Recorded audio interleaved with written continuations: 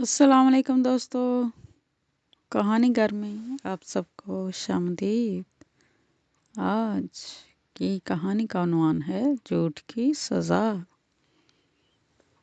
چلیے کہانی کا آغاز کرتے ہیں۔ ایک نوجوان گڈریا، گڈریے کا مطلب ہوتا ہے بھیڑ بکریاں چرانے والا۔ ایک نوجوان گڈریا دریا کے کنارے اپنی بھیڑیں چرایا کرتا تھا۔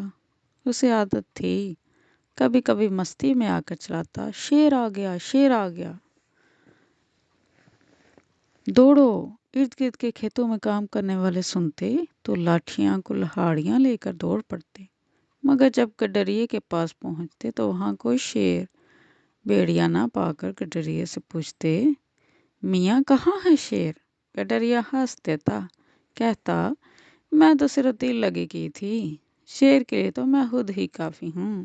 شیر آئے گا تو جان سلامت نہ لے جائے گا۔ چند بار تو لوگ گڈریے کی پکار سن کر پہنچ جاتے، مگر گڈریے کی روز روز کی پکار سے تنگ آ گئے۔ اب اس کی پکار کو سب جھوٹ سمجھتے اور کوئی ادھر توجہ نہ دیتا۔ خدا کا کرنا کیا ہوا کہ ایک دن سچ مچ کہیں سے شیر آ گیا۔ بھیڑوں کا گلہ دیکھا تو خوش ہو گیا، بڑھ کر ایک پیڑ کے پنجہ مارا، بھیڑ کی گردن ٹوٹ گئی اور مر کر ڈھیر ہو گئی۔ گڈریے نے شور مچایا مگر کوئی اس کی مدد کو نہ آیا۔ گڈریا لاٹھی لہراتا ہوا آگے بڑھا تو شیر نے ایک ہی جست میں اس کی گردن بھی مروڑ دی۔ بھیڑیں بھاگ رہی تھیں اور شیر اس کا شکار کر رہا تھا۔ سارے کا سارا گلہ شیر کا شکار بن گیا۔ سورج غروب ہو گیا، ہر طرف اندھیرا چھا گیا۔ نہ گڈریا آیا نہ بھیڑوں کا گلہ۔ گڈریے کے رشتہ داروں نے رات بہت بے چینی سے گزاری۔ صبح ہوتے ہی ڈھونڈنے کو نکل پڑے ہوئے۔ چراگاہ میں پہنچے تو مردہ بھیڑوں اور مرے ہوئے گڈریے کے سوا وہاں کچھ نہ تھا۔ گڈریے کو اس کی جھوٹ کی سزا مل چکی تھی اور بھیڑیں مفت میں جان گوا چکی تھی۔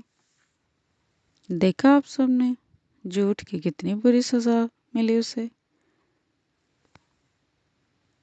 ہم سب کو چاہیے کہ ہمیشہ سچ بولیں۔ آج کی کہانی آپ سب کو کیسی لگی؟ یقیناً اچھی لگی ہوگی۔ جن دوستوں نے مجھے لائک، شیئر اور سبسکرائب نہیں کیا وہ میرے چینل کہانی گھر کو لائک کریں، شیئر کریں اور سبسکرائب بھی کریں اور بیل آئیکن کو دبانا نہ بھولیں تاکہ میری ہر نئی کہانی کا نوٹیفیکیشن آپ تک سب سے پہلے پہنچے۔